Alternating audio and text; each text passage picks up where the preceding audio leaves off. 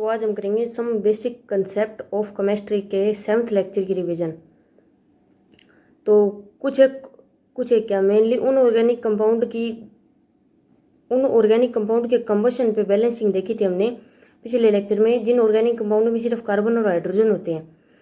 इसमें हम देखे हैं कि कार्बन और हाइड्रोजन के अलावा अगर जैसे कोई कार्बन हाइड्रोजन ऑक्सीजन है किसी ऑर्गेनिक कंपाउंड में, या कार्बन हाइड्रोजन नाइट्रोजन है किसी ऑर्गेनिक कंपाउंड में, तो उसको बैलेंस कैसे करते हैं कंबशन करवाने में।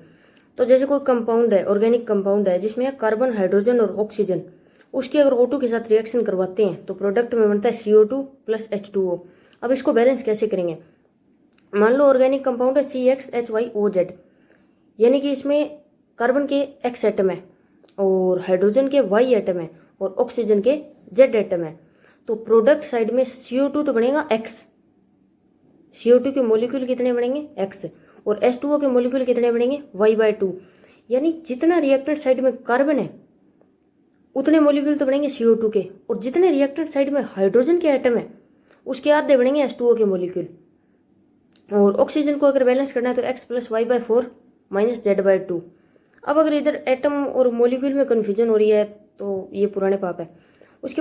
उसके बाद बात करते हैं, अगर कोई ऑर्गेनिक कंपाउंड है जिसमें कार्बन हाइड्रोजन और नाइट्रोजन दिया हुआ है, जैसे कोई ऑर्गेनिक कंपाउंड है CXHYNZ, उसकी रिएक्शन कराई O2 के साथ और प्रोडक्ट साइड में बना CO2 प्लस H2O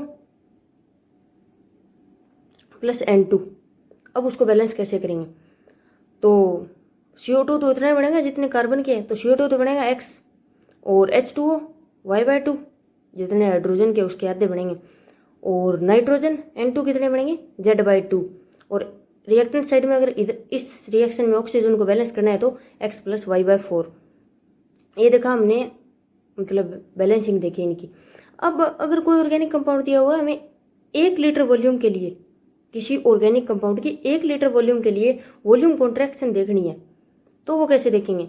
तो वो volume of gases in reactant side minus volume of gases in product side कर देंगे तो हमें ऑटोमेटिक वो वॉल्यूम कॉन्ट्रैक्शन मिल जाएगी 1 लीटर कंपाउंड के लिए। अब आगे बात करते हैं परसेंटेज प्योरिटी क्या होता है।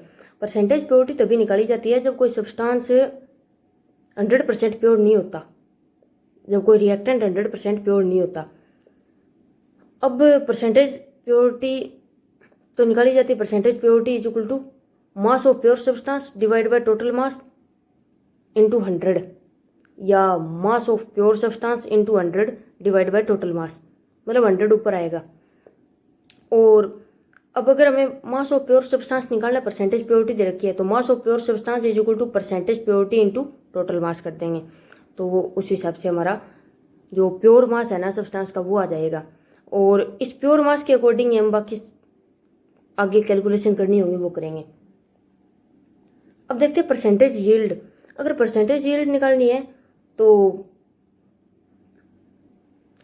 नीचे तो करेंगे थ्योरेटिकल या कैलकुलेटेड यील्ड, और ऊपर करेंगे एक्चुअल यील्ड, यानी कि percentage yield = actual yield divide by theoretical या calculated yield according to stoichiometric coefficient into 100। इसमें भी 100 ऊपर आएगा। ये तो मतलब सिंपल फॉर्मूला है, इसमें कोई वो कंसेप्ट वाली बात नहीं है खास। आगे बात करते हैं लिमिटिंग रिएजेंट क्या होता है। तो लिमिटिंग रिएजेंट को हम अगर सिंपल समझें तो मान लो हमें चाय बनानी है। अब हमारे पास मतलब कि 1 चम्मच चीनी में 1 कप चाय बनती है, और एक बार मान लो कि 1 चम्मच चाय पत्ती में भी 1 कप चाय बनती है, और जब 1 कप दूध लेंगे तब भी 1 कप चाय बनेगी मान लो, और पानी भी 1 कप लेंगे तब भी 1 कप बनेगी। पानी जल जाएगा, वो दूध वगैरह से बैलेंस हो जाएगा। मान लो हमें 1 चम्मच तो चाहिए चीनी और चाय पत्ती 1 कप चाय बनाने के लिए, और 1 कप चाहिए पानी, और 1 कप चाहिए दूध 1 कप चाय बनाने के लिए। यानी ये चारों चीज़ें जब हमारे पास एक एक होंगी ना तब हमारी 1 कप चाय बनेगी। अब मान लो चीनी हमारे पास 4 चम्मच है, चाय पत्ती भी हमारे पास 4 चम्मच है, पानी भी हमारे पास 4 कप है, लेकिन दूध हमारे पास अगर 2 कप है तो कितने कप चाय बना सकते हैं। तो जाहिर सी बात है 2 ही कप चाय बनेगी। या मान लो दूध हमारे पास 4 कप है, पानी भी 4 कप है, और चीनी भी हमारे पास 4 चम्मच है, लेकिन चाय पत्ती के हमारे पास सिर्फ 1 चम्मच है, तो कितने कप चाय बनेगी 1 कप चाय बनेगी। तो ये किसके अकॉर्डिंग हम डिसाइड कर रहे हैं, जो चीज़ अमाउंट में कम है, जो जल्दी खत्म हो जाएगी, उसके अकॉर्डिंग हम डिसाइड कर रहे हैं कि हमारा प्रोडक्ट कितना बनेगा। तो जो सबसे पहले खत्म हो जाए किसी रिएक्शन में उसको बोलते हैं लिमिटिंग रिएजेंट, यानी वो लिमिट में होता है और सारी रिएक्शन उसी के अकॉर्डिंग चलेगी, क्योंकि वो खत्म हो जाएगा तो आगे रिएक्शन होंगी नहीं। अब लिमिटिंग रिएजेंट निकाला जाता है, limiting reagent is equal to mole divide by stoichiometric coefficient. अब mole divide by stoichiometric coefficient जिसका कम आए वो लिमिटिंग रिएजेंट। और इस लेक्चर में हमने इतना ही पढ़ा था।